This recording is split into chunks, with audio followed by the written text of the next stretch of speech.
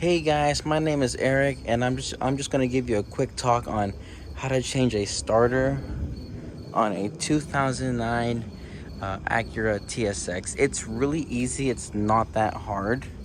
I know I already have everything off, but there's not really that many steps. There really isn't. See, all you have to do is just take off the engine cover, and then a tube, the air duct from the air filter. That is the bracket for the engine cover. Sorry, don't mind my feet. Yeah, those two holes right there, that will mount onto this. And then like another hose. And last is the intake manifold. It's not that bad. The bracket can actually stay on. I ended up taking it off, but turns out you don't need to. So really, once you remove everything, I could tell you the reverse steps. Your starter would be right here. So here's the new starter.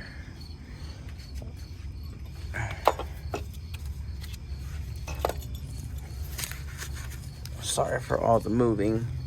It would just end up chilling right here. It only has 2 bolts to take it out. And those 2 bolts would be, I have the sockets right here.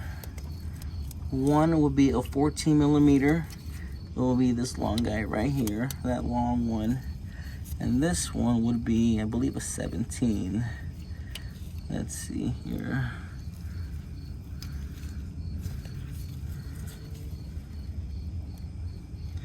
Yeah, 17 millimeter. Once you take those 2 bolts out, the starter comes out. Just do not forget the signal wire. There is a signal wire somewhere here. Yep, that one could be like a 10 or an 8. Just make sure you take that off.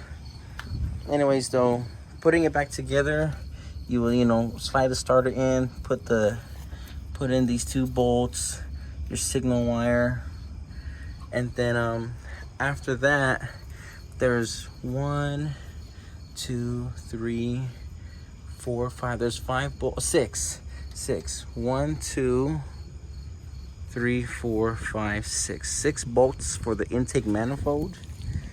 Like I can even show you 2 right here. Yep.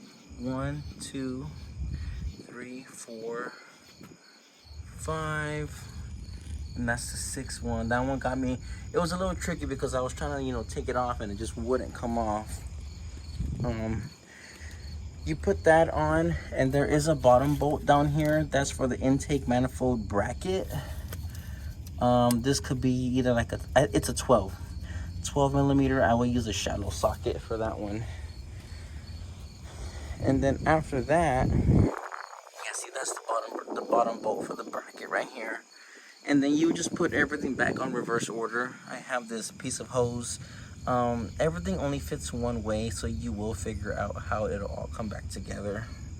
And then this guy right here, let me see how this goes back on. I can't quite remember. This is the bracket for this cover right here. This bracket, there you go. It goes on like that. Make sure you put this on after the intake manifold. So these would be 2 10s right here, one right here on the top, another one right there. Take those 2 out, put the bracket on, then the bolts go over it, and then yeah, good deal. So once that's on, by then you have the intake manifold on, the hose, the bracket. From there, I would start putting back like all the connectors. Again, everything only connects one way. Like, you cannot confuse the connectors. You really cannot. And then there is a coolant hose. Don't forget to hook that back up. I believe this coolant hose goes through the throttle body, if I remember correctly. And there's 2 more here. You're gonna have hoses for that. I believe these go to the air pipe, the air duct, which would be this. So after you get the bracket back on, put on the air box, the air duct, another piping, then the cover. Just carefully look over through everything to make sure everything's back on correctly. It's really not that hard. And then once you connect everything, all the hoses, the connectors, oh yeah, and when you do change the starter, please do not forget this. When you do change the starter, do not forget to buy four new intake manifold gaskets. They're orange. Right now I don't have them. But when you change the starter, please buy 4 new ones. If you use the old ones, you could run a possible chance of a vacuum leak. And you're gonna end up making your car run lean. And you don't wanna do that. So if you guys have any questions, shoot me a message, comment, subscribe, like. I'll always keep my phone with me. Good luck, guys. Bye-bye.